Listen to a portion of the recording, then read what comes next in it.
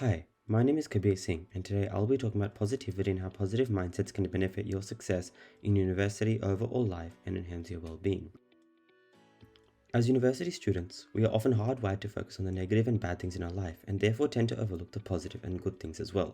However, too much negativity can lead to destructive emotions, poor health outcomes, and unhelpful behaviors.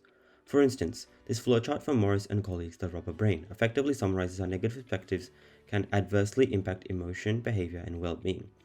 So, if continuous suboptimal thinking is the cause for negative mindsets in our day-to-day lives, then how can we overcome it and embrace a more positive mindset? Fortunately, there are ways to counter our negative thinking so we can think more positively. Martin Seligman's field of positive psychology states that being intentionally aware of positive circumstances can lead to significant benefits such as optimal responses and more positive emotions in life. Figure 2 from The Rubber Brain again highlights how positive thoughts in a situation can connotate positive behavior. But before we dive into positive psychology and all of its benefits, particularly for our students, there are some misconceptions about positive thinking to address. One, that positive thinking is easy. This statement is very easily misused because in actuality it takes time and effort to be able to shift our mindsets. That positive thinking means I'm happy all the time. Perhaps the biggest misconception about positivity is that it's a permanent fix for our negative emotions. We experience a myriad of emotions, including the sad and depressing ones, every day.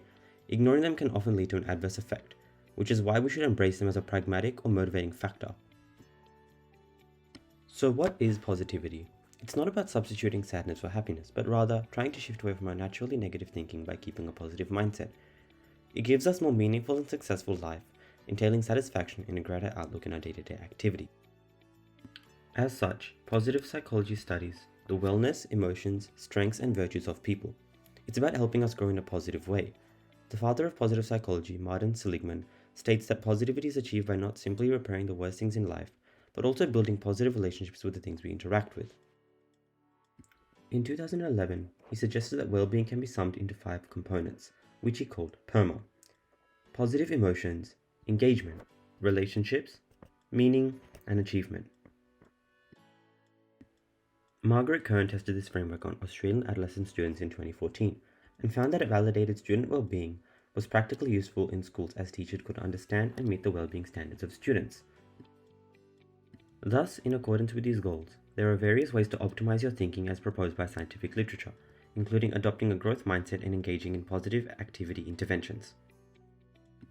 Morris and colleagues suggest that someone with a growth mindset believes that skills can be cultivated through hard work and persistence. They believe in personal development and use every failure as a learning experience, seeing effort as crucial to succeed. Conversely, someone with a fixed mindset tends to think that their intelligence or skills are predetermined and unchangeable.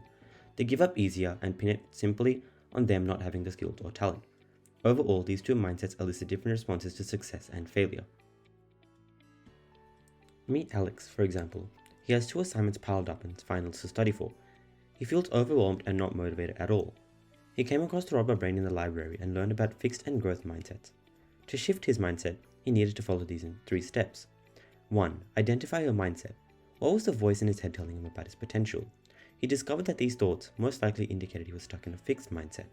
If you are having similar thoughts, then you too may be in a similar boat. Step 2. Choose a growth mindset. The way Alex interprets setbacks and challenges is up to him. He can give up and stay in a fixed mindset, or he can try and interpret setbacks and failures in a way that motivates him to be more diligent or efficient with his time. Step 3. Don't stop trying. No one will be able to transition to a different mindset overnight, as mentioned before. Even if you fail this time, keep trying. Make smaller goals that will help you see that you are improving and give you the self-efficacy you need.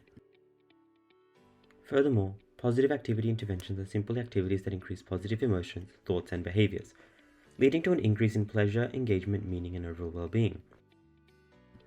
Meet Sarah. She's a struggling medical student in her 3rd year who knows about challenges as much as any person.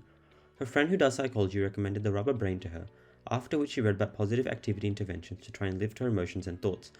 The first one was to count her blessings. Remember how your mind loves to focus on the negatives? Here, she thought about the good things in life, no matter how big or small they were. Noting them down on her phone or in a diary allowed her to realize that amidst the current stress and negativity, there were always things she was grateful for in any circumstance, and had so many blessings to look forward to when this period had passed. Next, she read about writing a letter to someone she was grateful for. So she wrote about her best friend, how they improved her lifestyle, their sense of humor, how they made uni a better experience. Writing down what you're grateful for not only affirms the positive aspects of your life, but reminds you that there are people who care enough about you to make positive things happen. In fact, studies by Watkins showed that with just one intervention, exercises involving gratitude enhanced happiness and subjective well-being. In another study, gratitude was also associated with easiness to recall pleasant events, in which participants were more likely to consider their life satisfactory, thus highlighting how such activities can cultivate positive mindsets and elevate our well-being, even temporarily. So keep being positive. No one is perfect. That's why pencils have erasers. As highlighted in this lecture, try optimizing your thoughts, foster a growth mindset, and try some positive activity interventions. You may just find yourself having a more positive outlook on your uni life and commitments.